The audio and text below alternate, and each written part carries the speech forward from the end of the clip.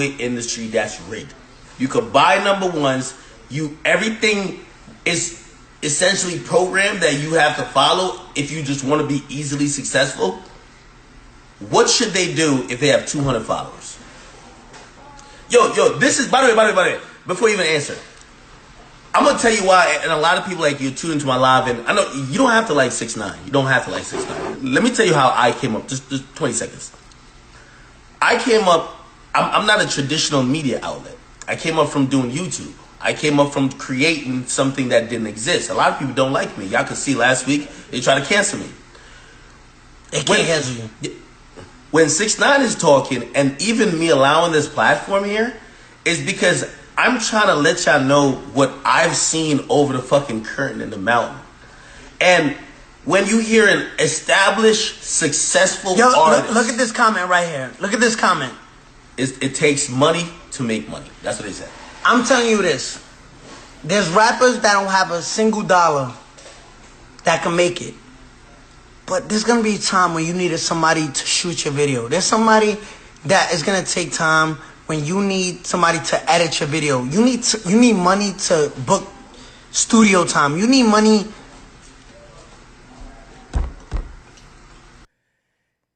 It's so interesting looking back at this video in hindsight, because it feels frustrating when I think the majority of the opinion here was, shut up, nigga. You're making excuses. Right? I'm going to save you guys a little bit of time. I'll cut this off, but I'll go to this other video that kind of came out later. And this is a video where 6ix9ine had dropped a song, and the song that he dropped didn't get number one. Okay? It actually fell short. Actually, did it get? No, it didn't get number one. I think Trolls was his first number one. And what happened was, I think it was either Justin Bieber or Ariana Grande song, or maybe it was both of them because they were competing for 1, 2, and 3. Last Minute took the spot. Now, again, this is not about 6ix9ine. Who gives a fuck? This is about what I've told y'all the industry is based on. And by the way, I know some of y'all are saying, but why are you saying this? Let's get to the thug shit. This is all going to connect. And this is for, I'm also speaking to Drake fans. When y'all say, oh, it's because UMG pays you, I want to tell you, you sound stupid. I'm saying the entire game is rigged. Drake's a part of the game. He's a part of the rigged game. You got to come in not playing the game for me to be like, okay, you're not doing a rigged. Everybody is in the rigged game. The Weeknd, Drake, Kendrick, everybody. Let's not make exceptions. Now, some might wild out more than some, but this entire game is rigged. I'm telling you, this is truth. Now, is it at times that, the record label, again, the point what I told y'all even about UMG, and it expands beyond UMG, Sony and Warner, it's their game. People keep celebrating the Drake lawsuit, say, we're going to expose the labels. How are you going to expose the game? You're trapped in the box. All y'all are trapped in the box. The only way Drake could ever expose the game is to go independent, but he won't. So you're not exposing the game. You can't expose the game but stay in the game. Doesn't work like that. You can't expose the game but stay in the game. Yo, it's rigged. Yo, they doing something behind the scoreboard, and yo, they got like a magnet on the ball and the rims of this. Great for you to say it. But if you still show up and shoot your threes, when your threes go in the rim, how you think it went in the rim? We don't know what's what. It's a rigged game. That's my point. It's a rigged game. But everybody's rigged. I hope y'all understand that. There is no innocent parties. And artists might think, and by the way, you're going to hear it when I get to the thug shit, because Gunna probably was beating his chest like, yeah, nigga. And you're going to hear Thug said, I paid for the shit. And you know what he said? I ain't even tell him. That's how it works.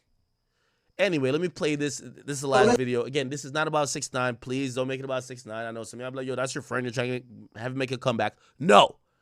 I've been trying to tell y'all what I've seen for years. And by the way, here's the thing. Me saying this, it doesn't change the game. And by the way, I'll tell y'all, I know the game is the game. I've accepted the game. I've accepted the game. I've accepted, I'll tell you how I accept the game. Because when I'm reporting numbers, I tweet out usually numbers every week. Probably 80% of them are fraudulent. Here's the thing. How could I go around it to find the real numbers? Spotify ain't going to tell me the numbers. Luminate works with Billboard. They also work with the labels. They're not. Everybody's in the game. The game is making money. So for everybody who think you're the right side of things, but your artist is still in the game, stop it. Remember, the game is the game. This was when they were trying to get 6ix9ine out the game. That's why I said he's like a dying star. And when you just watch a video of a dying star, it gets extremely bright before it goes dead. 6ix9ine, you got to remember, 6ix9ine used to have some of the craziest numbers.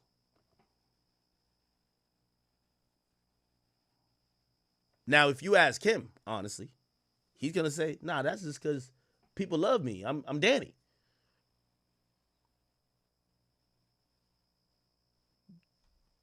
We don't know. That's the point. We don't know. 6ix9ine had 2 million people, or is it 1 million people? I can't remember how much. 2 million people watch him on Instagram Live. Was that all real? I don't know. That's the point. And I know obviously say K-Boss and shit like that. Obviously, the point, Kendrick bodied the battle, clearly, right? Like, clearly. I'm not saying the songs weren't good, but he knew he had to defeat this nigga. Whatever. It's not about Kendrick. My whole point is the entire game is rigged. Travis got his finesse. Everybody got their finesse. And the great artists, you don't know what the finesse is. By the way, even when Jay-Z figured out the game, he got his finesse. He had Samsung buy 1 million copies before the shit dropped.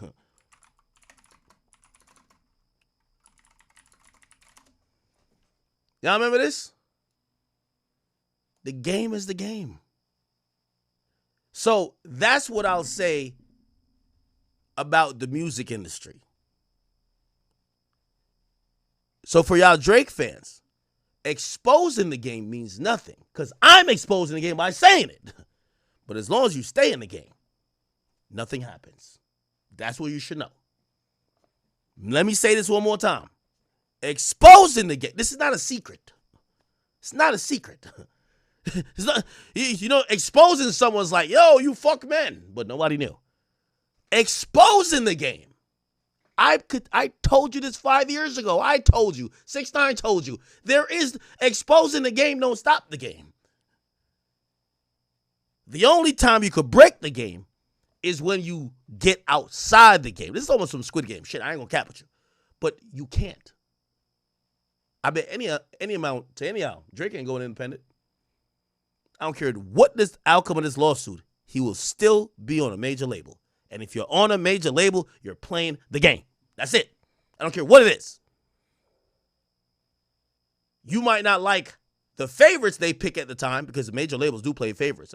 It's Kendrick time. Fuck you, nigga. That's what they did. It's Kendrick time. Fuck you, nigga.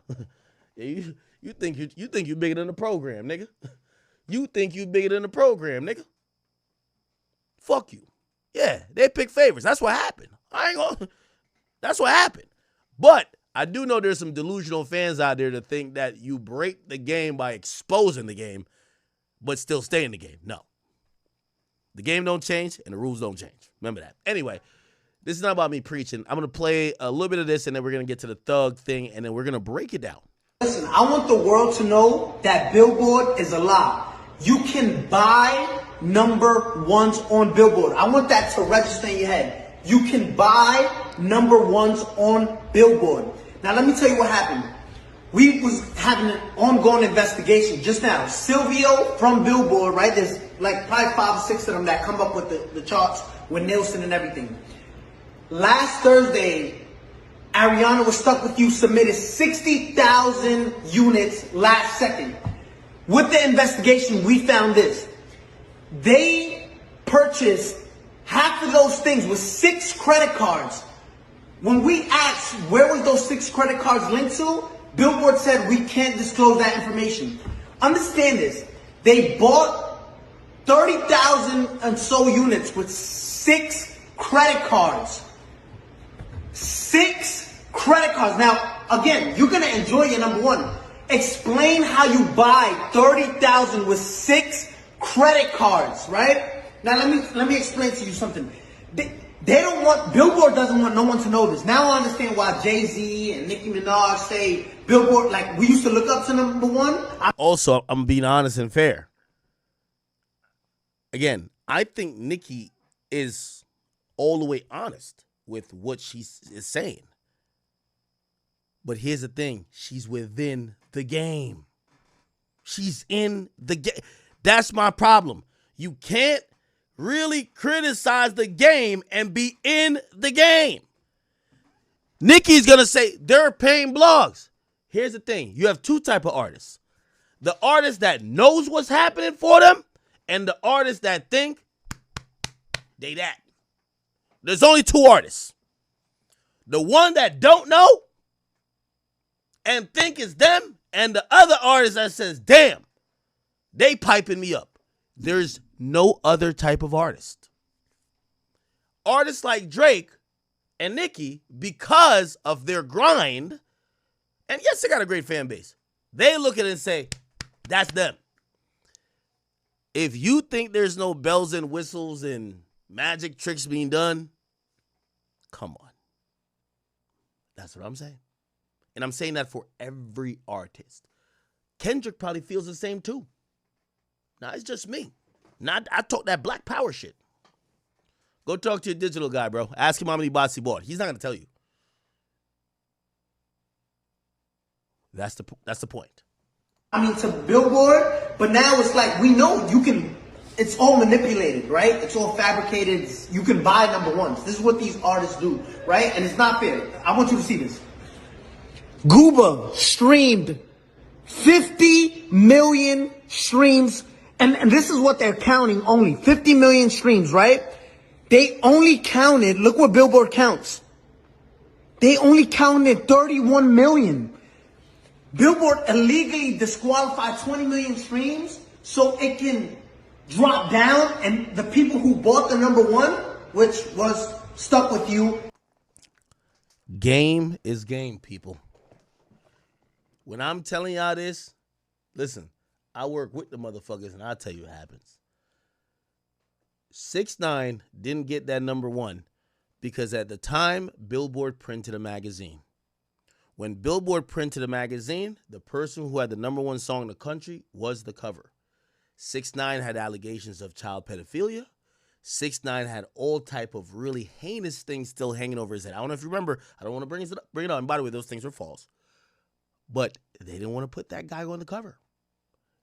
They were, what's going to sell more? Travis Scott? It wasn't Travis Scott this time. It was like Ariana Grande or something. My bad. Ariana Grande or 6ix9ine? So, you know what they did? They postponed the charts. They said, we're going to do some reviews. We're going to look over a couple of things. We're going to validate your numbers, and maybe we'll give him a chance. We'll give him a couple more hours to submit their numbers. Again, a corporate decision got made. Who do you want to be on the cover? Who's going to sell more magazines? Billboard is a magazine company at heart. It's now turned to digital, and now we rely on it for charts and analytics. Okay? Billboard was a magazine, though. So when they were still doing print magazine, who do you want to put on that magazine to sell covers? You make that decision. Both artists are really close in the race. Who do you give the edge to? You make a business decision. Game is game. Here's the thing. I'm saying the same thing to 6ix9ine. I'm saying to Drake. I'm saying to Kendrick. I'm saying to Nicki. You can't complain about it. Yeah, he was on an independent label, but your label boss is the son of the most powerful nigga. Lucian Grange, his son, Elliot Grange, is your boss. He was running your label. You're in the game. Can't get mad at the game. This is Squid Games. That's what the music business is. You take the rules. You know you're in a rigged game, and you got to try to find a way to win. That's it. There's no, you could complain about it, but if you think the game doesn't stop if you mad, remember that. Can go to number one. Look at this. 31 million, which places us at 38 points. When in 5th place, you were stuck at 32 points. 6 credit cards buys you 36 credit. Listen. I remember this day. This nigga was losing it. Game is game. You can buy number ones on Billboard. I'm letting you know that. We just... That's a fact. You can buy it. Did a whole investigation, and their best answer was Somebody said, how far does Botton go? Obliterated Bum. Thank you for that $2. That's a great question. Before Botton, it was buying records. It was buying records. Now, it was even a more costly method. I could give y'all actual rates for streams that artists could buy. Right? Also, here's the thing, too. Most artists and people directly connected to the artists and executives, they don't know the botters. They don't know the botters. The industry currently is outsourced. Remember I told you. I could tell you this personally because I used to work intimately with every label. These labels have fired all their people. So they'll get 2 people. You guys are in charge of marketing. 2 people can't work 40 artists. So you know what they do? They use the money, the budget, and they hire 10 agencies. They assign artists to the agencies, and the agencies do the work. The agencies are not part of the record label. The executive of the record label don't know what the fuck the agency's doing. They only know results. Hey, we need to get this amount of streams for the first week because we need this artist to get this first week's sales. The marketing people are going to go to the agency. Yo, our goal is to get this streams. They give their analytics. He's already streaming 8 million per week for this. So let's add the 8 million plus what we anticipate with these new songs. We need this amount for the next week that we could get that particular record sales. You know what the agency says? It's going to cost you this because we're going to do, and they give a plan, trust me. So we're going to run billboards over there. We're going to have you all in Times Square. We're going to have buses wrapped around with your album cover. We're going to go over there and get this. We're going to, usually and they have analytics. When we wrap buses with your album cover, that usually goes with a uptick. You'll get like 2%. So this is how you get this number and blah, blah, blah, blah. They're selling bullshit. What they're really selling them is, we're going to give you a reason for you to give us $1 million budget. And yeah, we're going to put up billboards and shit like that, right? But when all else fails, yeah, we got you on Akademiks. We got you on all these blogs. That's great. Yeah, that's cool. But when all else fails, yo, hit the botters. Yo, we're down 30 million streams. Hit the botters. So how much it costs? And there's a price list for that too. We need 30 million on Spotify. We need 20. It's harder on Apple. Trust me. I talked to the bots. It's harder on Apple. We need 20 million on Apple. Oh shit. We need on Amazon Music. Yo, we need the YouTube botters. Make sure you get the comments and the likes. Cause you know, niggas will see. You see on Spotify, you bought the views. There's no comments. You don't know what's real. You see on YouTube, if you got 10 million streams and 50 comments, it's like, hold on now. Hold on. And then you got only 5,000 likes. Wait, 10 million views, 5,000 likes. And what? It won't make sense. So you got to do the whole package to YouTube. But on Spotify and on Apple Music, it's whatever. This is full facts I'm telling you. I'm just trying to tell you that when people say, when did it start? The music business, I keep telling y'all, and I feel like I'm preaching, but just endure what I'm saying. We're going to get to this stuff. Don't worry. I want to ask y'all a question. I know y'all smart. The mere fact y'all sit and watch me for hours and we talk a lot about the music business. We get in bullshit, but we talk about the music business a lot. Y'all are very smart. And y'all are interested and y'all have active minds. Let me ask you this question. Think as a business owner. If you have a multi-billion-dollar business that is based on you get money for hit records, but the idea of a hit record is unpredictable. I compare it to catching lightning in a bottle. If the probability of a hit record coming out is catching lightning in a bottle, that sounds like gambling, right? Would you base a multi-billion-dollar business on gambling? Oh, we don't know when we'll pop off. We don't know when we'll get a Drake or find the next Drake. So, no true business. Imagine if McDonald's is like, well, we don't know when the next quarter pounder is going to. No. We don't know how much sales we'll get. No. You need every business need predictable shit. So you know what the music business done over time? We got to equalize certain shit. They realized programming for people. That's why payola existed. Oh, if we just play a record enough, people will believe it's good. All right, good.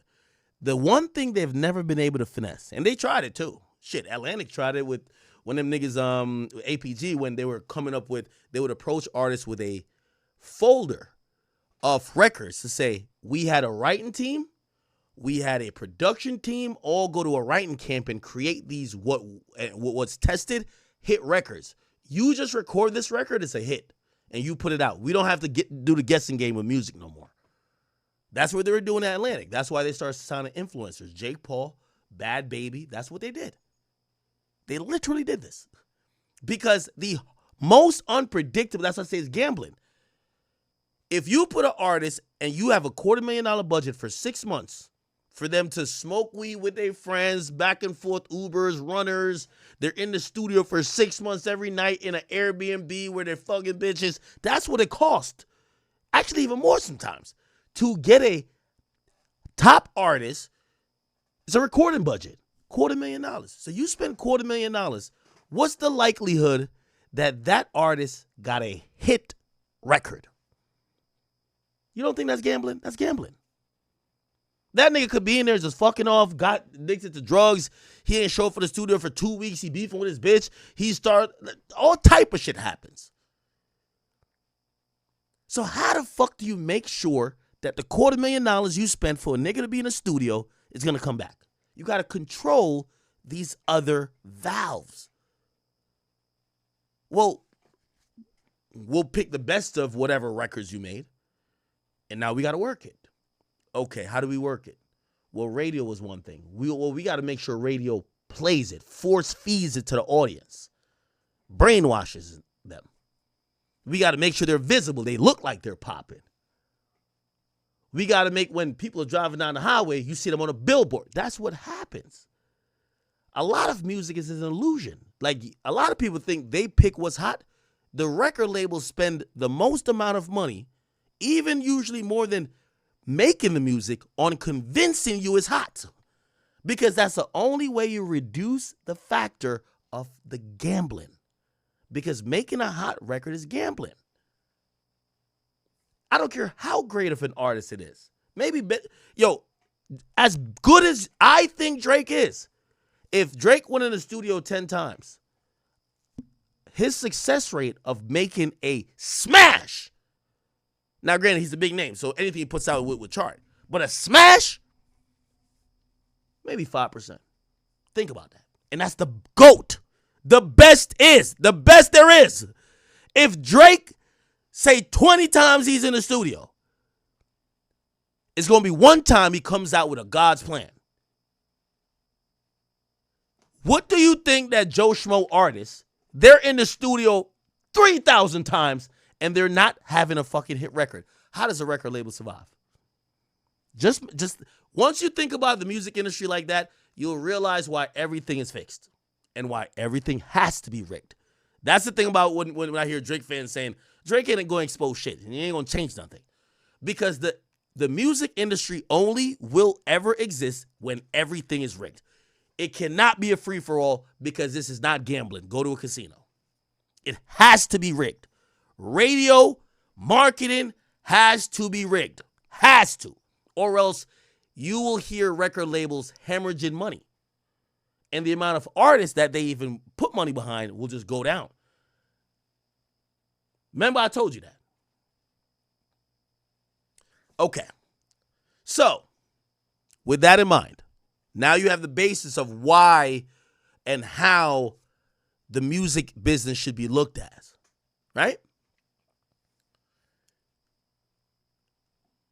6ix9ine said whatever. I was explaining the history. So before, back in the day, and when you say, the question from the person who donated was, when did it start? Well, botting is just easier because the first way is not only radio program and shit like that, which is kind of like botting too, in a certain type of way. Because if you're artificially putting in radio spins for a song that shouldn't have radio spins because you're doing payola through some weird means, so you're pumping it to an audience, hoping they will react. And even if they don't react, those what's called BDS, which is the spins of the record that is being incentivized by money, it affects to this day that they haven't taken this out of Billboard. Radio spins still, which could be paid for. Do you get what I'm saying? So there's bots everywhere. Where's the thing about streaming bots?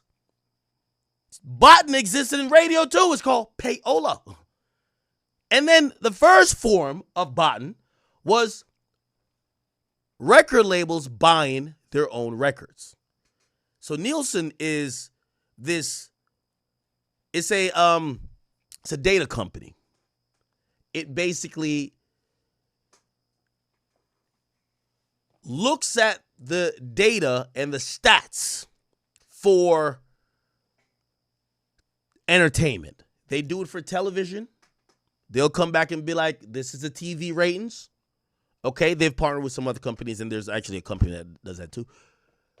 But they'll do it for TV ratings. They'll do it for music listens. It's any type of consumption. Because you know why? Again, remember, you got to think about the business. The business is, if we invest $250,000, how do we turn that into $2.5 million? How do we 10x it? And gambling is not how you 10x it. You ever been to a casino? You ever brought $250 in there and trying to turn it into $2,500? How many times are you successful? How many times you lost your money? No company's going to base it on, I think I got a hunch. So all these things exist because of it. So when we're thinking about the music business, you have to always keep that in mind. Okay, so record labels used to buy their own records. Nielsen, which is a data company, because it was hard to figure out what sales were. There was nothing as streams where it was just has a tally you could just look at that Spotify would give to you. The only way they would do, because they would have to wait for every store to report, they started going with record shipped, which means an artist would be platinum. And by the way, the RIAA, which is a certifying agency, that they're the ones who say you're platinum, gold. In certain markets or certain countries, they go silver. Like, you could actually go silver in like Jamaica or go silver, like I believe in the U.S. Not the U.S., UK. They give out plaques. They don't go off sales. They go off records shipped, which means if my label shipped out 1 million records and not one person bought it, I'm still platinum. Do you see what I'm saying? So it's all about these metrics. So you have one company, RIAA, they go off records shipped. Now, granted, I'll give them credit. Now in the streaming era, they do an audit. So, like, for example, my song with 6ix9ine, right? Like, I have a song with 6ix9ine. And by the way, even Blues Clues, right? I'm using myself because these are real things. If I want a plaque for it being gold, I would pay a fee, and they would do an audit. They would look at any record shipped. Obviously, nobody's sold no physical record for that song. They'll do an audit. They'll come back, and if they say we passed the audit, they're like, you're gold. And now they certify it. Then you pay another fee for them to ship you a plaque. That's just how it works, honestly. That's how it works for everybody. Okay. And it'll have their logo on it, the RIAA. That's why nobody else, if you see a plaque and it doesn't have RIAA, it's fugazi. I know Spotify put their own plaques out, but people don't respect Spotify plaques like that yet. Okay. So you have RIAA that goes off record shipped, but you could finesse it by the label that's putting the record out, not even buying it, just shipping. They don't even care who bought it. So it could be on the in the stores, nobody bought it, it's still platinum because it's about record shipped. Now Billboard's is different. Billboard did it one better. Billboard is going to care about supposedly records scanned. So yeah, you ship the records, but their numbers is records scanned. So yeah, you shipped 300 records to this one Best Buy. But if 20 or let's say 200 got sold that week, they'll count the 200 and they'll move to the next store and they'll tally it up. Okay? Now here's the thing. You could finesse that too. There's a finesse everywhere. That's what I keep telling y'all. Game is game. Everything has a finesse. That's the only point I'm trying to make to y'all. Everything has a finesse. And all these artists are finessing. It's a steroid era. So in the first finesse with RIAA, your label ships out an exorbitant amount that you ain't going to sell, but you get instantly certified as gold or platinum. Right? The second finesse, which is the Billboard finesse, and this is the first Billboard finesse. There's been finesses because they change the rules often. Travis Scott's the king of it because as soon as they change the rules, he figures out he's like a math whiz. As soon as they change the rules to stop the finesse, he figures out the new finesse 30 seconds later. Travis Scott's the GOAT. Not him, because Travis ain't that goddamn smart. It's his team. And listen, this is where you gotta know the people behind the scenes. Travis has a really smart team. They figured it out like that. Cool. So, but the first Billboard finesse was buy the records and then slowly return them. Yes, I don't know if you know this. Over time, so when a record is bought, it's +1 sales. When it's returned, and yes, you could usually return CDs, it would be -1. So you'd buy them first week to get that first week impact because hip-hop started becoming first week oriented. And you would start kind of either give them away at concerts. Some people do that. You give them to the street team, or sometimes they'll do a organized return. Okay? So that's the finesse right there. There's been 20 other Billboard finesses because they keep trying to be like, oh, we don't want finesses, and then people still finesse. But then the streaming finesse came after. And the streaming finesse was, at first, the finesses wasn't bots. It was, I forgot what it was. It was kind of like, I guess it was always bots. But it's different type of bots. Nowadays, the bots that they have going on, it was a reason why I remember Spotify changed. Hey, well, actually, I think it might have been Billboard. They changed it. Hey, you got to listen to a song a certain amount. Because they had gotten bot farms to be like, they're going to listen to the song for just 1 second over the time for it to count as a stream and move on. You get what I'm saying? And also, there would be a time limit. Like, for example, I don't know if you know on Spotify. If you keep stop, play, the same song, it's not going to count as 20 different times you streamed it. It's one stream. However, if you play a certain amount of time, then you stop, and you wait a certain amount of time and play it again. 2 streams. So now it's a computer game. It's a complex computer game. That Spotify, they're never going to say it because their stock price is going up. Their shit would plummet. So respectfully, I got friends that work at Spotify, but maybe they don't even know. You know why they wouldn't know? Because that would be privileged information that if people bought a stock for a publicly traded company and it's known that the money that is being paid out or that's coming in from these inflated streams are not real, that stock price drops. So that's why they don't blast these artists.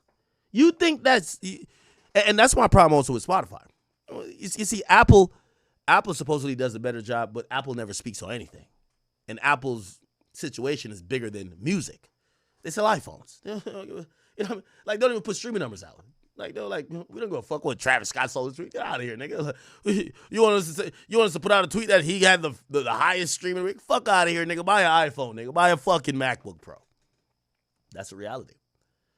But Spotify, they've been announcing every month.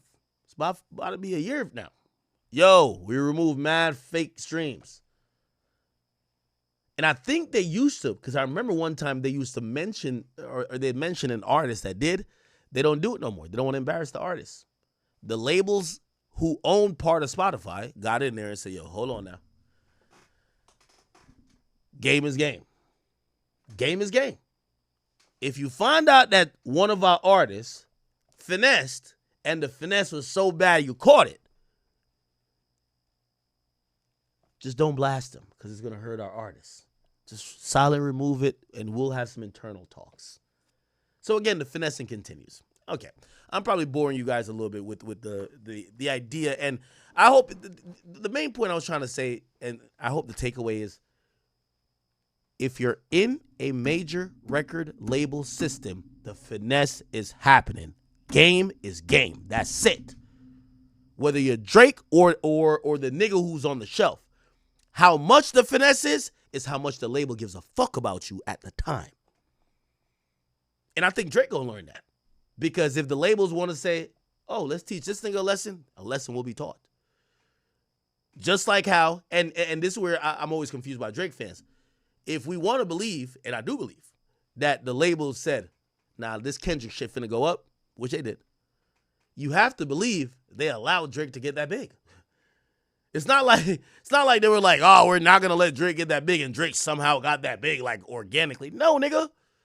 Game is game. They allow what they want to exist, and they kill what they don't want. No favorites. Okay. So, I guess that whole, monologue or, that whole backstory is really key for me to play this audio. And this audio is the audio where Young Thug is in jail. And again, only the rapper Russ has ever really spoken on bought streams, but he was seen as a hater. Obviously, 6ix9ine did, but, people, 6ix9ine. But we finally get the proof that the purchasing of streams actually happened. Now, Young Thug is the owner of YSL, the label that is under 6ix9ine Entertainment. And one of his artists is someone named Sergio Wanatelli. Oh, shit. I was about to say Sergio Wanatelli. Sergio Kitchens, a.k.a. Gunna or Wanna.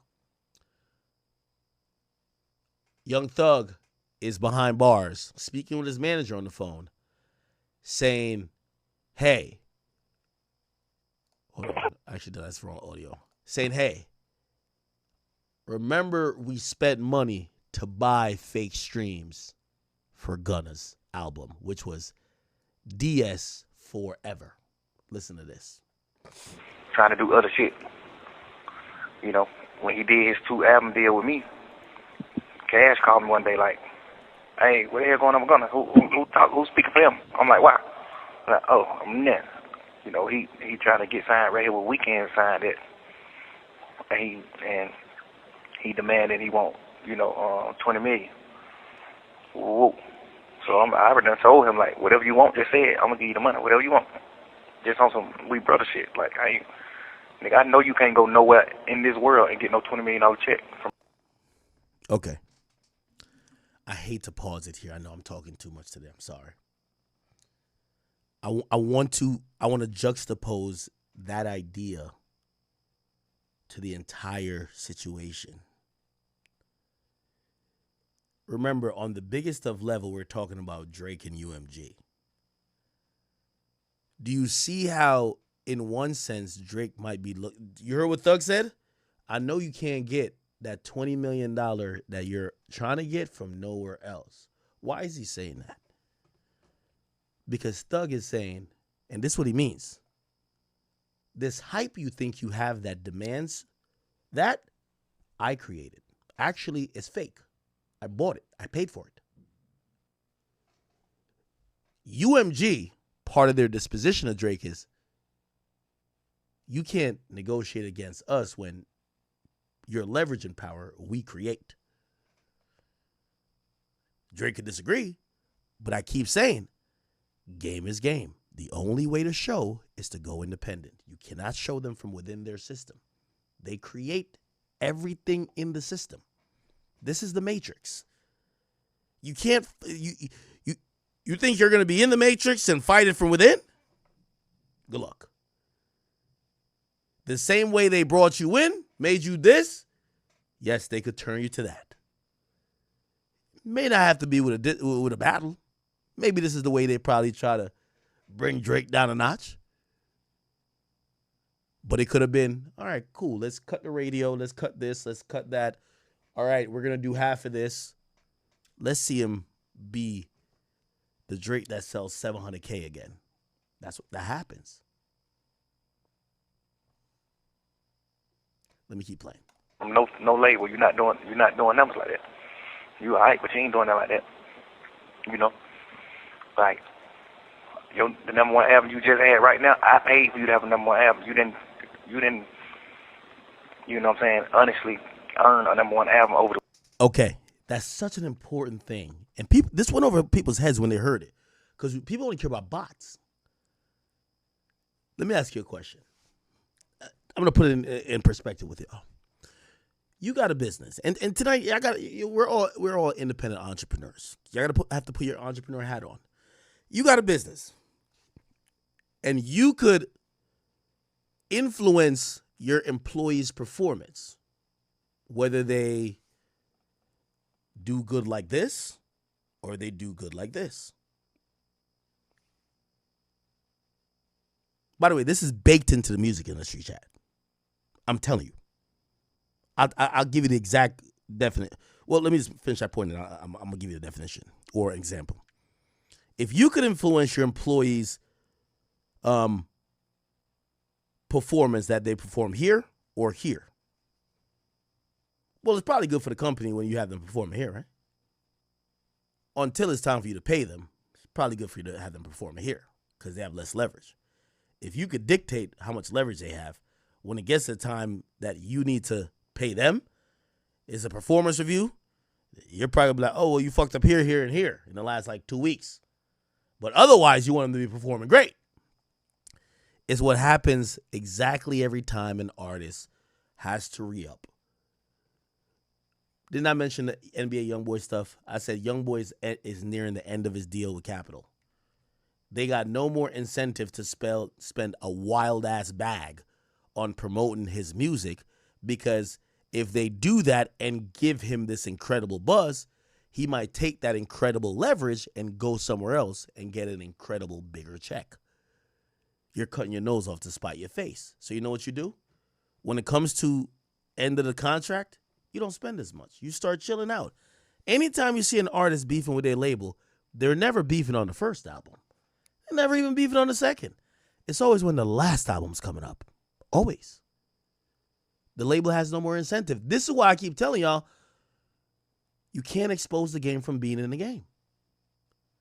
Because Drake never had a problem with UMG until his last album of a historic deal. Right? Yeah, they're not trying to pay you. You think you're going to get $1 billion. They're going to sound nuts going to their investors saying, yeah, we paid one artist $1 billion. The stock is going to drop. They're like, what? Y'all just throwing out what?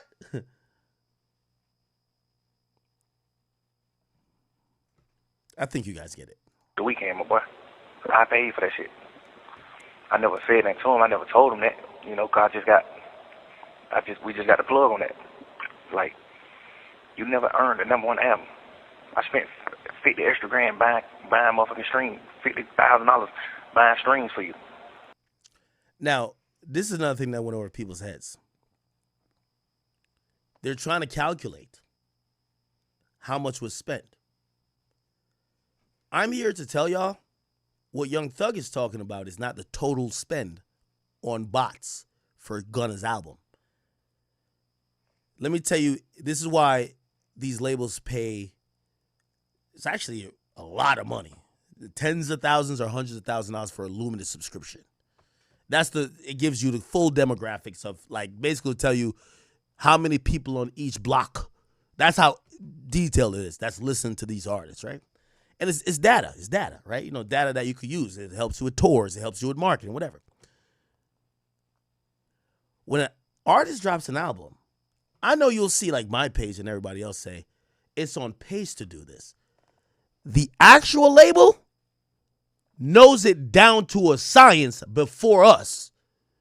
That's why they pay the big bucks for those subscriptions. That's their job. The $50K that Young Thug is talking about was when he realized the race was going to be close. And I seen Gunna fans trying to be like, oh, yeah, no, it was only 2,000 streams, and I seen them remove it. Nah. This happens a lot.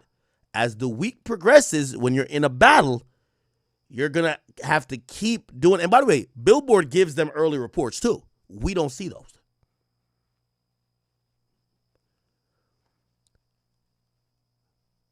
The $50K that Thug is talking about, that he spent personally, was when it was neck and neck. There's already bots in the label budget. There are bot purchases in the label budget already. But that's the steroids. Everybody got them. So when you're hearing the $50K and you're like, oh, it took 50. No. It took $50K. It was a close race. It took $50K to bump him over the hill. It's not $50K just entirely. It costs a lot way more than that. For you to be weak. Right. And Cash know the same plug, so Cash could have did the same thing. But chat, when you listen to these conversations, a lot go over your head. I'm going to break it down for y'all. You know what he says? Cash, which is Cash XO, the guy who owns XO. Say he know the same plug. By the way, they all know the same plugs. Kung Fu Kenny people know the same plugs. Like, we call it the K-bots, but these bots have been existed. We just termed it the K-bots. They all know the same plug. This is very interesting here, chat. Remember I told you this is the music business. Game is game.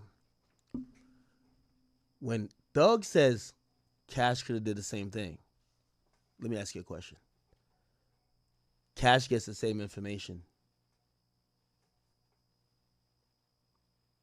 Cash gets the same information as 6ix9ine and YSL and Young Thug. Weeknd is perceived as a way bigger artist that has a way bigger budget. They got the same bot plug. Why not let Weeknd blow that nigga out the water? Drop $2 million on the bots. Why not do that? I'll throw this in the air. Let's look at Weeknd contracts. This was the album. We were shocked. We never seen Weeknd sell like that. What did he sell afterwards? The next album, he doubled it. Let me ask you a question. Could have been negotiation time. Game is game. Remember, I tell you.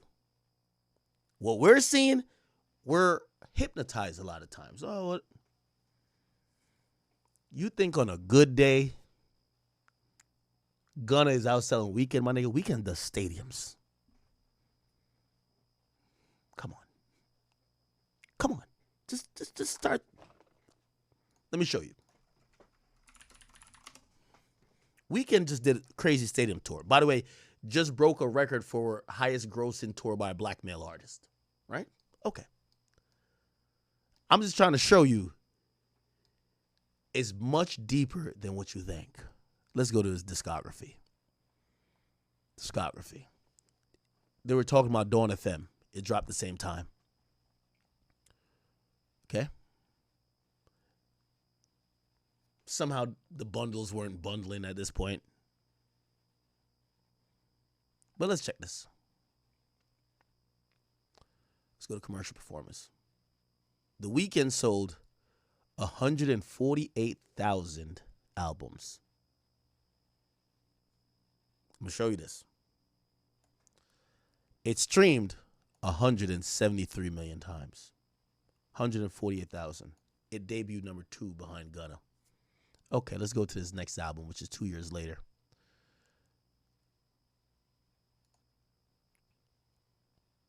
Oh, shit. Never mind.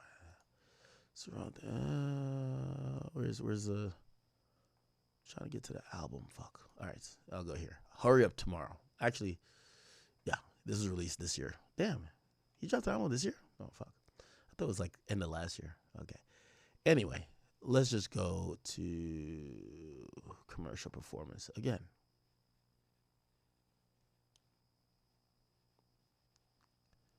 Give me a second. Give me a second. Fuck. Goddamn. Where's commercial performance?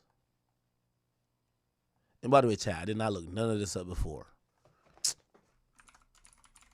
Okay, here we go.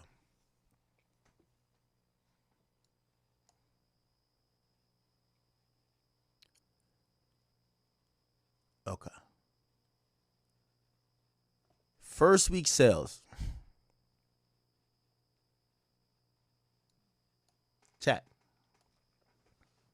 Chat.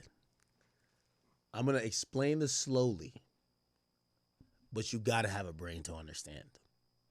As I keep saying, this is the Matrix. That's the industry. That's why Drake will never win. You can't beat the Matrix, not from inside the Matrix. You got to leave. You got to be independent. You got to be independent and show that you could do it when they're against you. Because they ain't, no matter how much he sue, they ain't against him yet. They're going to temper him down. They're going to be like, we're going to tone you down. But they ain't against him yet. Because he changes and fucks the whole shit up if he goes independent. Look at this. The Weeknd. Remember the last album? I got to put both of them up. I'm sorry. Fuck. I want to keep both of them side and side. The Weeknd. And you just tell me what you take from this. And if you don't take nothing from it, fuck it. Maybe I'm just not that good at my job and I'm not spelling it out for you. Here we go. Dawn FM. He loses to Gunna and sells 148K.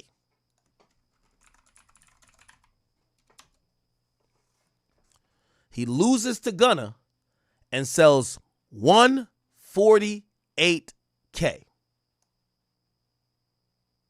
The next album,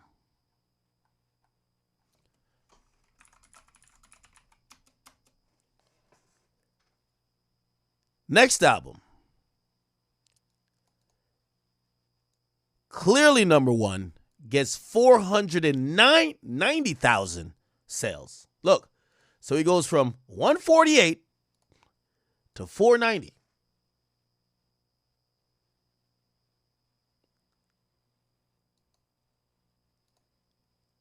Here's the interesting part. And by the way, I'm not accusing the Weeknd of botting. It's actually the opposite. Look.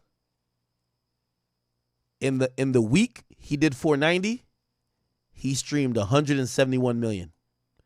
In the week he did 148, he did 173. He did more streams the week he sold 148,000 than the week he sold 490. Let me further crystallize this point. The music industry and what we see in sales usually sometimes got shit to do that we don't know what's going on. Nigga could have been up for a re-up in a contract. Nigga, we can't make you look that hot when we trying to re-up. You're in the Matrix. Game is game. You need to do a 148 to sign this contract. Once you do that 148, you get back up to 400,000, nigga. That's how it works. That's how it's the same thing with Drake. They might just use the battle for Drake. Oh, you want 700 million? Oh, wait. You think you're too popping, my boy. Let us set you straight. That's the point. So you hear even Young Thug admitting it. He thinks he's worth $20 million. But he thinks he's worth $20 million because he got a number one, but the number one's fake. We bought it. We gave him a number one. We artificially created a number one for him, and he thinks that's his worth, and he think he could get $20 million. If that don't crystallize my point that if you're in the matrix, which is the industry, you're in a fake game that creates your value, devalues you at any time, depending on your contracts, tosses you, twists you, does anything. The only way is to become independent. And even then, there's 20 different ways which they still try to influence the shit. Anyway, I'll keep playing this. If you didn't get this point with this whole thing that I did, you're lost. But Cash, like, let it go. Cash just, like, stand down. Like, man, let the nigga go on the win. I ain't standing shit. You see what he says? Me and Cash got the same plug to the same bots. But the weekend looked a little bit, that was an embarrassing look for the weekend, wasn't it? You lose to Gunna, and you're a huge mega superstar. You heard what Thug says? Cash was like, I'm gonna stand down. You think Cash is standing down for Gunna? There's probably something that happened during that time with Weekend. That's their business. But remember this is always the business of music. Smack down like a player. You know, but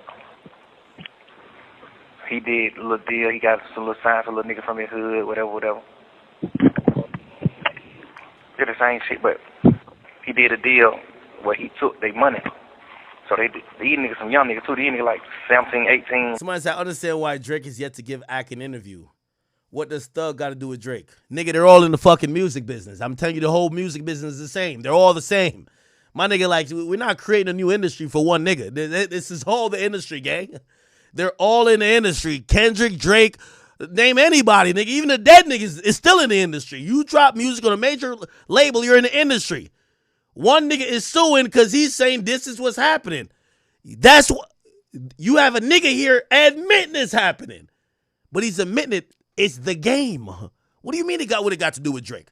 Drake's lawsuits acting like niggas didn't bot before him. Everybody probably got botted. Now, does the label strategically use their botting? Probably. Is your contract about to be up? Well, no bots for you. Yeah.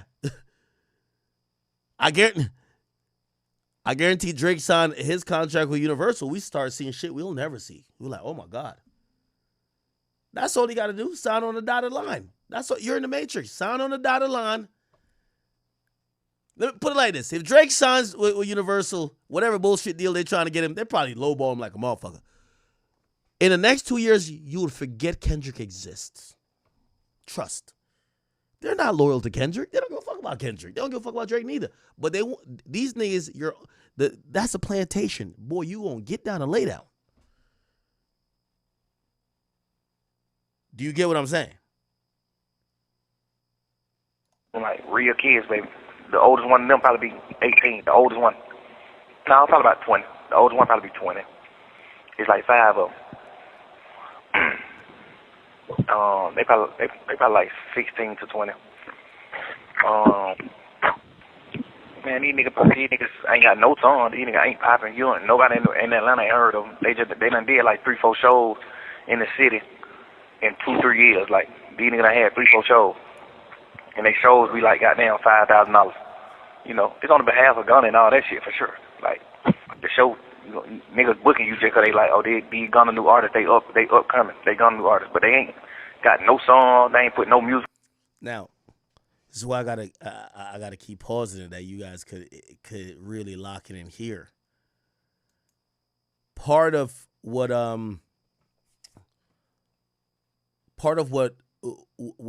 Thug is talking about, right?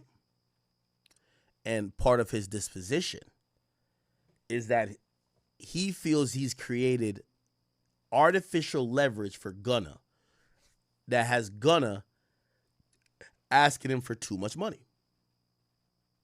He wants $20 million. He's like, nigga, you're not a $20 million artist. I pumped some fake shit into your shit to make you look like a $20 million artist. However, what Gunna is doing that I think he's also peeping, Gunna was trying to start his own label. You don't hear that? At the end, he started talking about, oh, Gunna, he signed some niggas, da-da-da-da. Bingo. That's another can of worms that you got to get to. Because that usually opens up problems. I'll put it like this with y'all. When Lil Wayne was an artist, just straight to Cash Money, all was well. Here's a Bugatti, da-da-da, you're great. Then the idea was, Wayne, you could start your own label. At first, he colored within the lines because he brought it in and became a joint venture. That's how we got Young Money, Cash Money. Birdman owned 51%, Wayne owned 49%. Thug, I know he's talking and you're only hearing hate, but you're hearing a nigga who understands the game on his level from where he's working with. Thug ain't a dumb nigga. Let me tell you this. Young Thug is a manipulator, but he's not dumb. Young Thug is a manipulator, but he's not dumb. Actually pretty smart. I'll give you some more proof. And by the way, we're going to play this again. I'll give you some more proof. Remember when we covered this? I want to show you how smart Thug is. Here we go.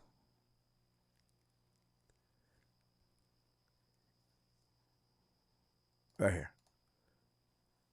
This is Thug talking about Baby's deal with P. Hey, I talked to Wham on the phone. I said, what you think he gonna give you out that money? I said, you think he gonna give you 75 million or 100 million? He like, shit.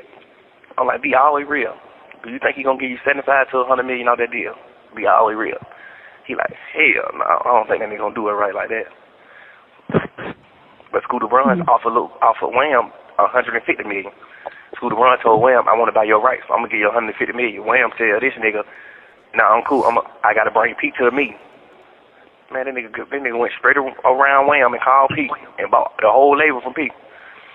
The whole conversation started from Scooter Braun trying to buy Lil Wham, trying to buy him out of the deal too. He wanted to buy Wham out of the deal, like. Now, I'm getting a little bit of phone, and this is, not trying to drop exclusive because I'm not going to give a source, but Scooter wouldn't agree with what he's saying, supposedly. Scooter supposedly didn't offer Wham shit, but who knows? Maybe that, I don't know. But supposedly he didn't. So this might be a part of Thug's manipulation. Or Thug got fed bad information by Baby. I don't know. Or maybe they get offered that. Who knows? Let's explore all possibilities. But that's not the point of why I was saying Thug is smart. He's a manipulator, but he's really smart. He's smarter than the average bear. And I'm wondering, maybe that's why Thug was playing the game of telephone so much. Because he realized that, especially, and I hate to say it, even somebody like Lil Baby, maybe you could manipulate them, and maybe even other artists too. I'm gonna show you the manipulation in a second. I want you to be with me. Well, like shit, you gotta talk to P. You gotta talk to P about that. Man, nigga. By the way, remember the first way he started talking about P, and remember P owns QC and Baby signed to it. He first started bringing it up on a Savage call. Yo, no, it was with Mariah the Scientist, actually. He says, man, I don't know why Wham fuck with a rat. So there's two ways how I think it's manipulative, that he's trying to manipulate Baby to not fuck with his label owner. He's saying, yo, you're a gangster. Yo, you know that your label owner's a rat? By the way, let me put this in the air. Young Thug was cool with Meek Mill. Meek Mill had deals with Roc Nation. Roc Nation CEO was this person that was a informant that wore wires. Why he ain't getting Meek Mill here and start saying, why are you with Roc Nation? why he not trying to get in other people here that work at Rock Nation. The point what I'm trying to say is he figures out what each person, a manipulator is going to figure out what you care about and use whatever leverage to try to get you to do what they want. Because that's not their principle all around. So he's picking you, baby. And he's saying, yeah, yo, I thought you was a real street nigga like me. Yo, why you fucking with a rat? Now, maybe that didn't work perfectly. The next thing he came with was, damn, not only you fucking with a rat, but y'all niggas just sold a label. He ain't give you nothing. Making it seem like he's getting robbed. Now, I don't know if Young Thug had interest in signing Baby. I don't know. But it damn well seems like the strategic playbook of a manipulator. He crossed that nigga at red hot, worst way. I'm on the phone with him. He just like, man, that nigga Scooter Braun try to have the same deal with me, the same meeting with me. I tell that nigga, I ain't really doing that without P. You know, I'm just okay. So it looked like Baby told him that. solid.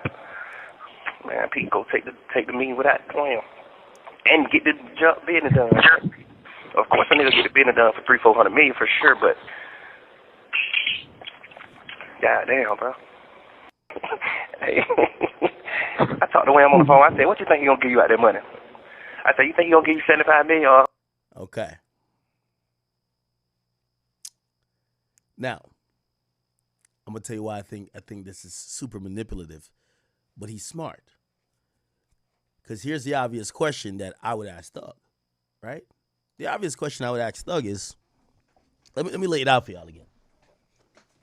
You know, I like these calls, me personally. It showcases behind the scenes in the music business. I keep telling you, who gives a fuck what a rapper is saying?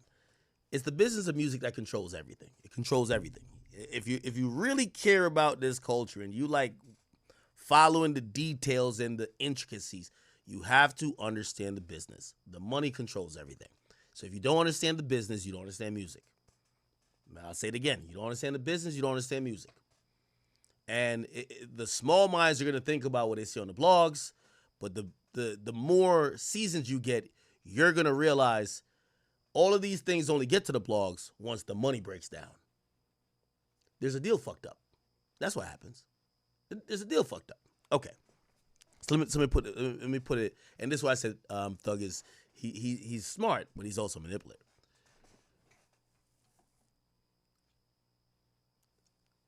Thug is saying to Baby, P sells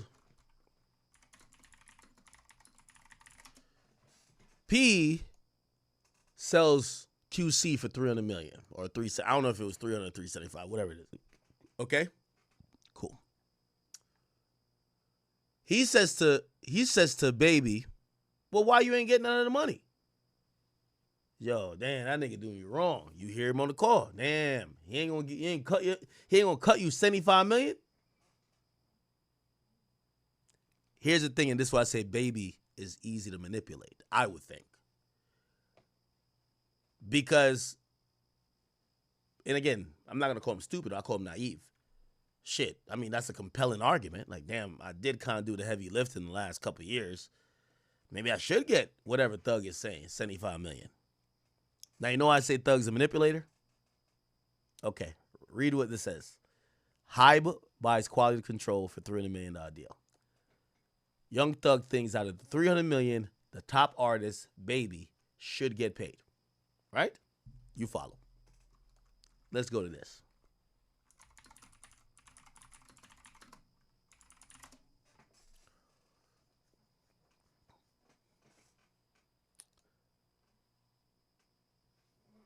.300 Entertainment, an independent entertainment company co-founded by Lear Cohen, Kevin Liles, Roger Gold, sells to Warner Music Group. The deal was reportedly worth $400 million.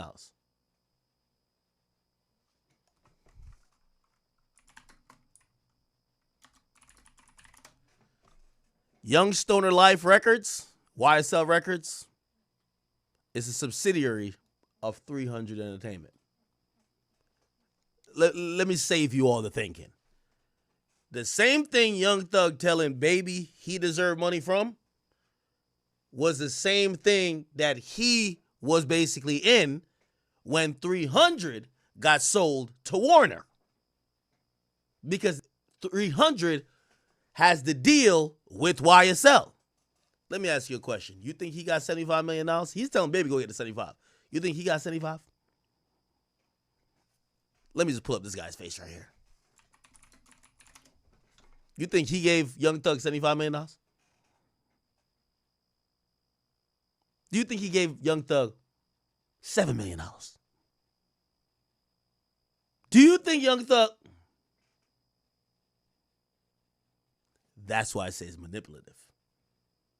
Because your label got sold too. You ain't getting. Thug ain't getting no goddamn $75 million. Man, y'all niggas stop lying, man. Nigga, I talked to niggas in the industry. They told me Thug got nothing. I would love for Thug to say otherwise. Shit, because I'm working this story behind the scenes. I'm working this story behind the scenes, baby. Somebody just said it right. Somebody just said, I ain't gonna say those words. I ain't gonna say that word, I mean, you know. If a nigga won't give you the money, you think you finna get it from him? You think he about to break you off something? Okay. Okay. That's the point. So Thug, his label gets moved over to Warner. YSL, because it's under 300. They sell 300 valued at $400 million, partly because they have YSL and you, Gunna, and everybody else under YSL is kicking and moving. But you don't get $75 million. Suppose you ain't getting nothing.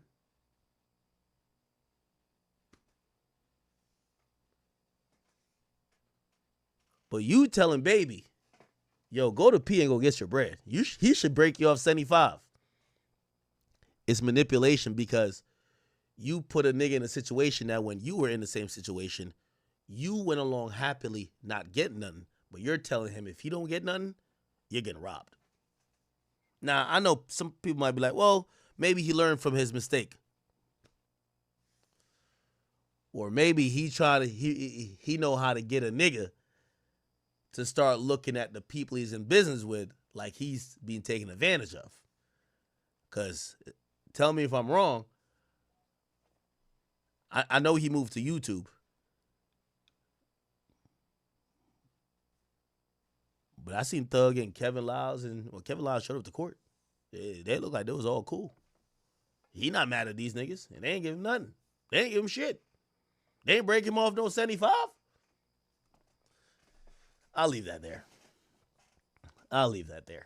As I said, classic manipulation.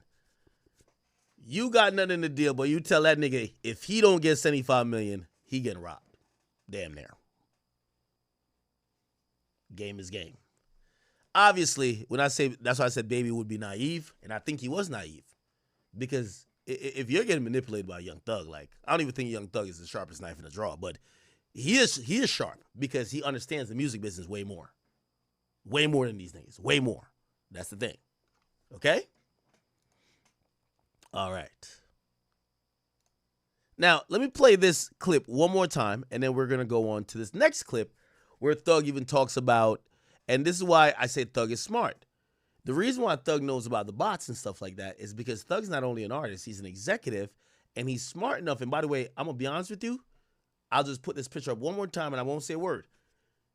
If you're saying, how does, well, if Thug knows about the bots, every other artist knows about the bots. No. The person we mentioned that knew about the bots for the weekend is a high up executive. That's also huge in the management game as well. Very big deal. Well, how would Thug know about the bots and that other guy who's high up in the game? Where he probably learned it from?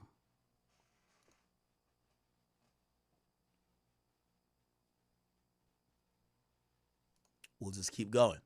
So let me just play this one more time in full, then we'll go on to the next clip. Trying to do other shit. Remember I told you, game is game. You know, when he did his 2-album deal with me, Cash called me one day like, hey, what the hell going on with Gunna? Who's speaking for him? I'm like, why? I'm like, oh, I'm Nen. You know, he trying to get signed right here with Weeknd signed it. And he demanded he want, you know, $20 million. Whoa. So I already done told him, like, whatever you want, just say it. I'm going to give you the money, whatever you want.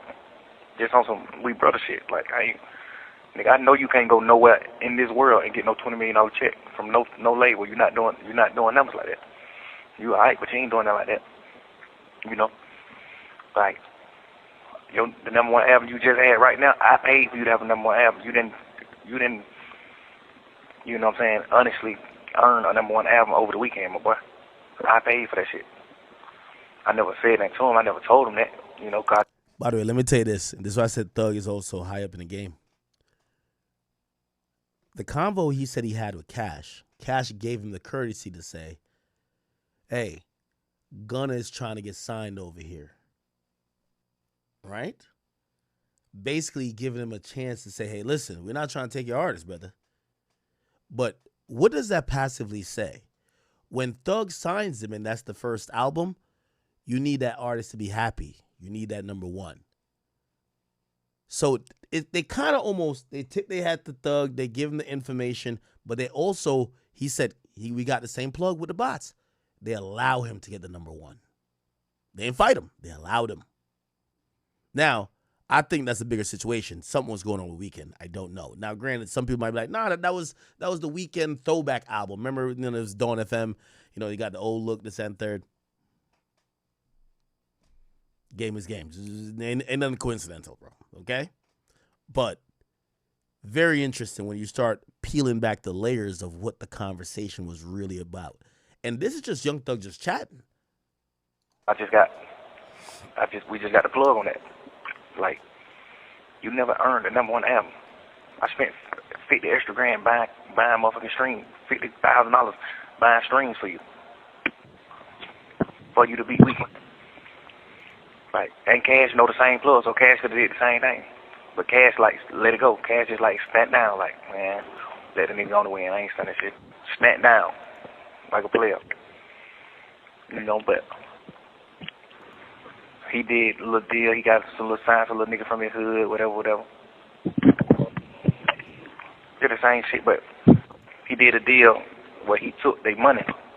So these niggas, some young niggas too. These niggas like 17, 18. Like. Now that went over your head too. He's talking about Gunna doing maybe a label deal himself, or he's fronting it on some production company level. But he said he's using his leverage to get these young kids a deal, but he took all the bread.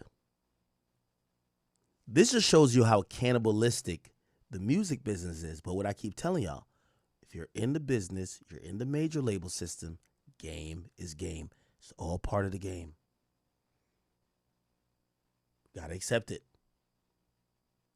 Gunna was learning the game. Gunna signed two kids or two people who's 17 or 18 or whatever. Used his fame, his clout to front it. Got some huge budget. Took the majority of it. Probably was going to look at it and be like, oh, no, I'm going to get y'all along with features and I'm going to co-sign y'all. Obviously, shit went left. Like real kids, baby. The oldest one of them probably be 18. The oldest one. No, probably about 20. The oldest one probably be 20. It's like 5 of them. They probably like 16 to 20.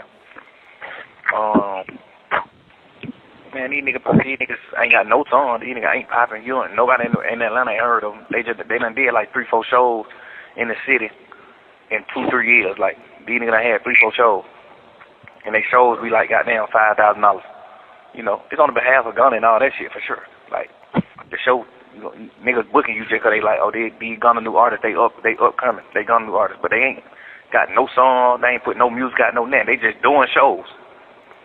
So these niggas like, man, we got a show coming up in about goddamn 3 weeks. We got a show coming up in 3 weeks. We just we want to put a song out so we can perform it at the show, cause we ain't got no song out. So we put the song out, fun little niggas and shit, whatever. These niggas go do the show. This lame man nigga take goddamn 2,500 from the young niggas. I'm like, man, nigga crazy. Game is game. Gunna was learning the game.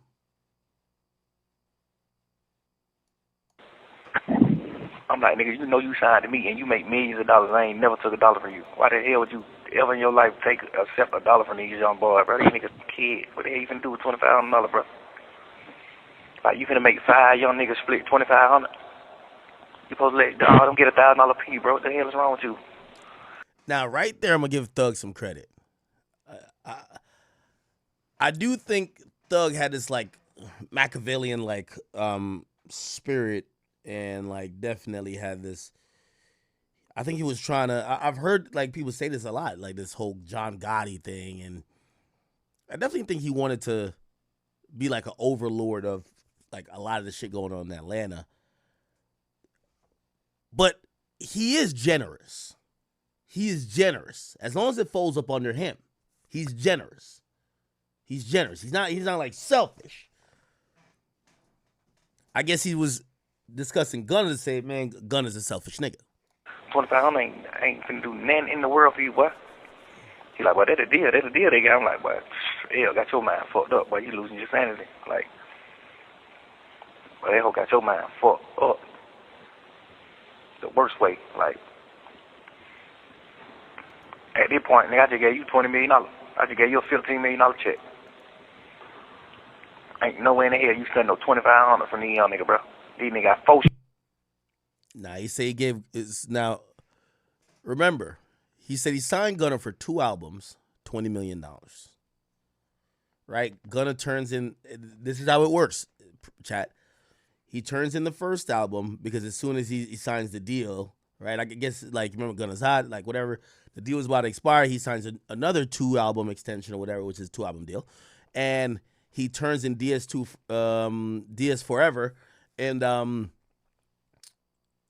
because it's a $20 million deal, it would work like this: $5 million for the option, so $5 million up front. You turn the album in, you get the other $5 million, right? Then they pick up the second option, or it's probably just already baked in the cake, and they give you another $5 million. And then when you turn in the second album, you get the other one. But they'll probably make a new deal by then. So he basically gave him $15 million because they're pretty much into the second album. So Gunna gets $15 million. And he says Gunna still is taking $2,500 from the guys he's trying to sign. So, ain't no way in the hell you spend no 2,500. Man, it's crazy. Like, he's that type of shit. I think he'd just be like, oh, no. And then the shit was like, he would do his deal with me, and he ain't say nothing to me. He's sitting around me every day just chilling, kicking the brother shit, but going behind my back, trying to talk to other companies about signing. And I already done told him, like, whatever you want, just say it. Whatever you want. Before I even heard about him talking to companies or anything, I was like, shit, hey, you know your deal, look. Now, here's the thing. I can't blame Gunna for that. Because that is part of realizing your market value. You have to, if you're just with one employer, and even if they said, yo, you got a blank check, write what you want, you might not know what the market offers for you. Like sometimes, you know, especially like newer artists when they're, you know, like say they're going to Rolling Loud or before they get an agent and they're going to get signed, and they say, how much you want for a show? And they don't even know what to say. They're gonna name the amount of money they think is a lot of money, but sometimes their value is way more than that. I ain't gonna lie to you. I just agreed to some shit recently, and I gave them a pretty decent price. The way they said quick, I'm like, fuck. The market probably is dictating that I'm probably worth twice this amount. So sometimes you got to play the game to kind of figure out what your true market value is, even if you're not gonna leave. And I wouldn't call that disloyal by Gunna. I would think that's just plain trying to find his market value. He like, hell yeah. I'm like, shit, what you want? Somebody said, man, you keep it in fair. No, you're not getting what I'm saying. I'm not saying he should go to another company. But he might have to go take some meetings to realize, yo, bro, right now, your value is $30 million. So what would happen is you would go to your brother, you would go to the guy who put you on and say, dog, yo, I'm gonna keep it a bean with you. It's right now the market value for me is 30. If you match it, I'm definitely staying here. And maybe Thug says, bro, I can't match the 30, but I got 25 for you. That right there, you never know. This is how these regular business work. It might be like, you know what, man, I fuck with you so much, I'll take a haircut, pause. Like, I'll take that discount, whatever. I'm going to do the 25 with you, even though niggas offering more. But at least it's more than the 20 that you thought that was the max. So, again, this is business. You can't knock somebody for trying to see what their market value is. Be like, I'm trying to really see now what I want. Be like, I ain't really trying to hit you like that, big brother. Just really whatever. I ain't on that one. I'm like, man, right. Whatever you want, text it to me. If you don't want to just talk like a man, just text it. Be like, all right. Never text nothing. I get a phone call from Cash saying he's talking to labels. I'm like, oh, okay, so you want to sign with labels? I'm like, all right. Now, really, Cash is the one who kind of dimed out Gunna. Gunna was trying to figure out like what people would offer him, and Cash was like, yo, you know this nigga came over here trying to get a deal. That's your artist, right? All right, let it go. Cash like, hell no, you got to sign with you. Like, you done created it, nigga. You got to sign with you. You got to re-sign with you. Finna give him the same money that anybody finna give him. I'm like, hell no, just let him go. So I guess Can you explain something to me? Trying to do other shit. When he did his 2-album deal with me, Cash called me. Now, there's a longer version of this. Let me see if I can find it. I'm going to try to find it. Give me a second. I think it's this. Yeah, I did a 5-album deal with him. I'm so 1,000. I took his 5-album deal down to a 3-album deal. But he put out 1 album already, so when we renegotiated and did the deal, it was just 2 albums, plus the one he had just put out. So he had a 5-album deal and I had a chance to exercise another album. That was the deal. I took that shit down to 2 albums. Now, in all of this, and I'm being honest, man, I do think Thug comes across as a fair businessman. I do think so. However, he is manipulative in trying to get people to do business. I don't think he's greedy, but I think he's manipulative in trying to get people to do business. So and I think he was trying to steal Baby from QC. Damn, bro, 1,000. And the only reason why I did it was because I was in a label deal, and I didn't want him to be tied to my label deal, because I'm like, they ain't doing what's right by me, so I'm spending more money than them. They ain't doing what's right, so I don't even want you tied to this label deal shit to the point where they can be eating off of your income. Like, this shit just straight yours, nigga. Like, I don't even want your income, and you signed to me. I'm entitled to 50% of all income for you. I ain't never took $1 in my entire life of living from him. Never, ever, ever. Shit like that. But I done seen him start a label, and I'm like, shit, you might as well sign your label to YSL and run it like that. I heard about him having talks with other people, trying to do other shit. Now, I know what y'all are saying, chat, and y'all gonna have to be fair. I don't give a fuck about. Listen, my job is a music, like like a commentator, bro. I don't give a fuck about Thug or these other niggas. None of them. Like, I'm here to just break it down black and white. Okay, so I'm not here to bash Thug. I'm not here to make him look good. I don't give a fuck. I just want to be very clear. So I know some of y'all right now, y'all want to hate Thug, but we got to be honest. Or, like, I don't care if you like Thug. Who cares? What he just said, is that? I heard about him having talks with other people, trying to. Okay. So Gunna's trying to get his own label, and Thug said he heard that Gunna was doing whatever. I see some of y'all in the comments saying, no, he should have signed with Thug. Well, if you think that, what do you think about Drake, who didn't sign OVO underneath YMCMB? Is Drake disloyal? Because that's what you would be co-signing. If you're saying that, because Gunna got his chance from Thug, he should have brought his label under Thug's label, which is YSL. Well, I got about 5 examples of people who got their label and brought it elsewhere rather than the person that put them on. Drake didn't bring his label under OVO. Kendrick didn't bring PG Lang on a TDE. These are very big examples. Kendrick and Drake did the same thing. Kendrick didn't put out music for 5 years because he wanted nothing to do with TDE in terms of putting out music and starting his label. PG Lang is not under TDE. OVO is not under YMCMB. How you going to be mad at Gunna?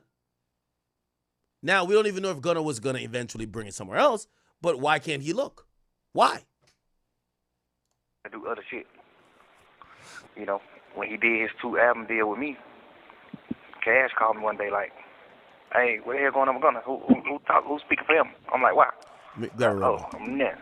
You know, he trying to get signed right here with Weeknd signed it. And he demanded he want, you know, 20 million. Whoa.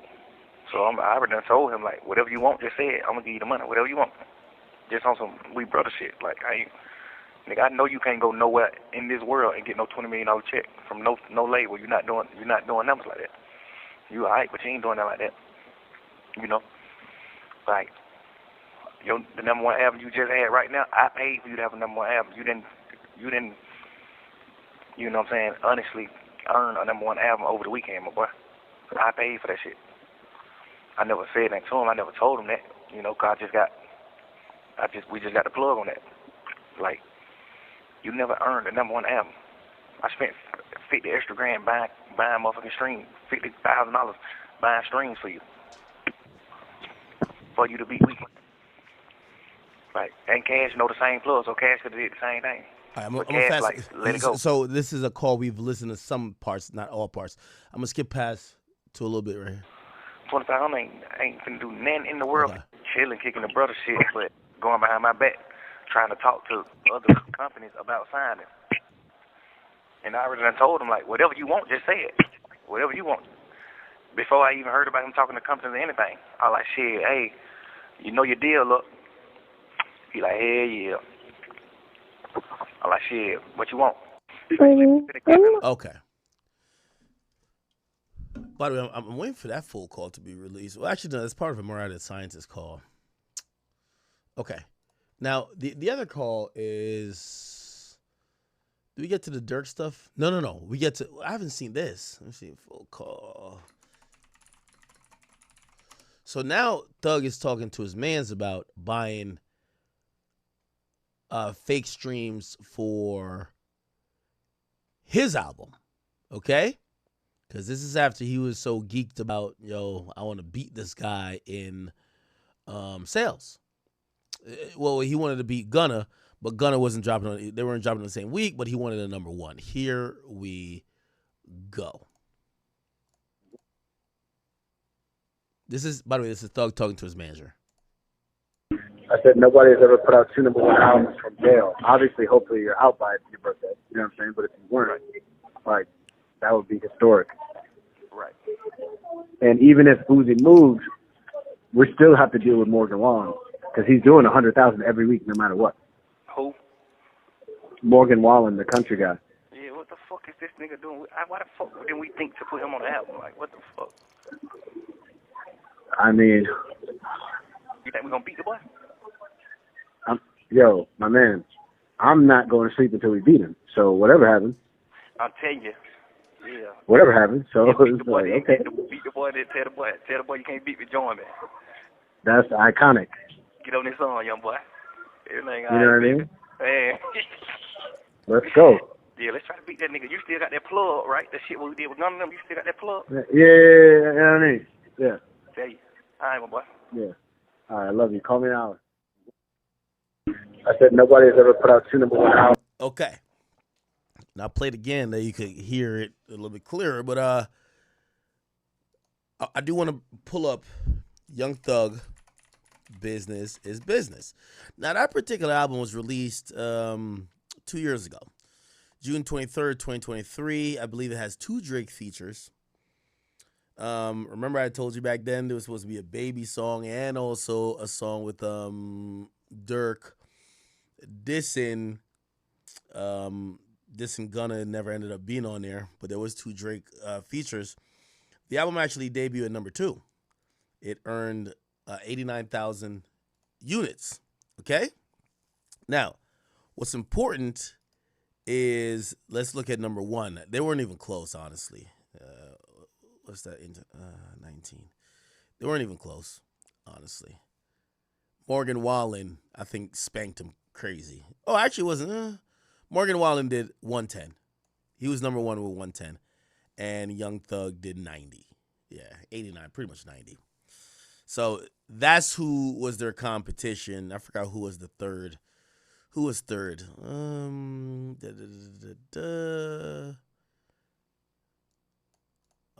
Let's see. Also in the top 10, Thug 2 and Peso Pluma. Pluma was 3 and Kelly Clarkson was okay. Now, let me, and again, chat. This is, my stream is for people who like the music business. I've always said my goal, and I thought this was the thing that was going to get me on in the game. Not the Warren Chirac, none of this. I wanted to be the person who pulled the veil down. Because as a regular consumer, before I ever got into this, I was really intrigued by this music industry shit. I was really intrigued. I wanted to know all the intricacies. Okay, this is another one of those things. Chat. Most number ones, I would say, and I'm saying this, not that this is the official term, most number ones are negotiated. Now, that might sound wild because we're talking about bots, but let me explain.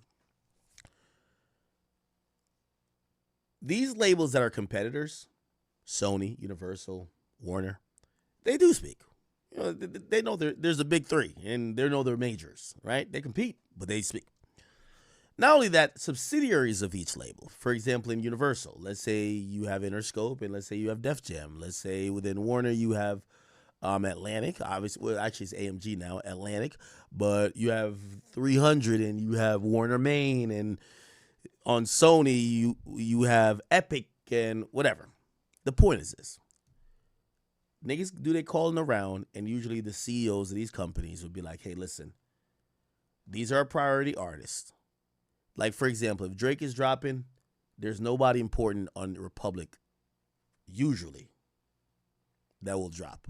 This is why Drake and Taylor, well, first of all, Drake got to kiss the ring. He did already. There was actually rumors in that building, in Universal, that Taylor is fucking with Drake. I told y'all the story. When Drake was dropping Her Loss, Taylor allegedly, it was rumored in the building that she, and by the way, when Taylor tells Universal something, she's the queen. Like, Drake not even the king. Taylor's the queen. So whatever she says, they're doing. Okay? They don't give a fuck if Drake is dropping. They don't care who's dropping. Right? And Drake even rapped about it. I think he acknowledged it. Like, Taylor's the only person who can run me off a date. Yeah, it's Taylor's building. When Drake was dropping Her Loss, Taylor was flirting with the idea of dropping a bundle package, which was like a deluxe. Because you remember she was dropping mad deluxes called His Loss. Almost like playing off Drake's album title, but not with no music directed at Drake. But the idea has been, and if you look at her drops or her bundles or when she's announcing these little special drops, they have always coincided a week before or a week after Drake, or even during the same time, which usually is not the case. In the major label systems, if we have 2 behemoths dropping, they negotiate. Okay, it's not clear for you to drop during March 2nd to March 18th because the plan is she's going to drop March 4th, and we want her to have 2 or 3 weeks at number 1. Then you could come in and take over the number 1. That's how it works. Like, this is not just like niggas just throwing shit out. All right, you come and you do this. It's like really negotiated. The labels, I keep telling you, music, if you think it's as chaotic as, let's see if a nigga that's smoking weed that's got 10 bitches in the studio and 50 guns, if they could make a hit song that makes $100 million. No, nigga. It's really structured. Not on the artist level, but when it gets up to that level, right? So the point is there's a schedule of who's going to drop And they negotiated with these artists to be like, hey, listen, yo, you should drop here. We have another priority here. And it makes it where every artist could get a chance at getting a number one, especially the big artists. Now, if you're not a big artist and you're not going to get a number one, nobody gives a fuck, right? Like, it's like, yeah, you could drop the same week as Drake because, nigga, you weren't going to be number one anyway. Like if you were going to sell, like, 15,000, like, they're not going to be like, oh, you can't drop when Drake drops. They'd be like, nigga, you had no shot to be number one. Go ahead, buddy. You know what I mean? Like, fine. We don't give a fuck. But if you're a guy who has a shot to be the number one, you're not going to drop when Drake drops. It's just not, like, stupid, right? Now, obviously, some artists could force the issue, which, you know, the label is going to reluctantly tell you, nigga, this is not going to be good for you. And also, we're not going to give you the budget that you probably would need. Why? Because we're pumping money down a black hole because you're competing against Drake. They're saying there is footage of Young Thug allegedly telling, I don't know what is considered telling and what's not considered telling in the streets anymore. Sometimes they just speak and they're just saying whatever, but it's not true. And people say if you say anything at all, it's telling. You never know, but what X said is also true. If you're liked, you're not a snitch. If you're not liked, you're a snitch. So you just gotta wait and see. This isn't gonna get bigger or anything. Too many people like Thug. Thug influenced, like, he's basically like, I don't know. He's like on Future's level of like influence, like the Uzis, the people like that, like little babies, like all of Atlanta basically. Him and Future are like neck and neck. I say Future is bigger, like song wise and all that stuff, but influence wise, Thug is definitely up there. He started all the, feel me, yeah. But it's your boy Big A. Please make sure you like, comment, subscribe, and let me know how you guys feel about it.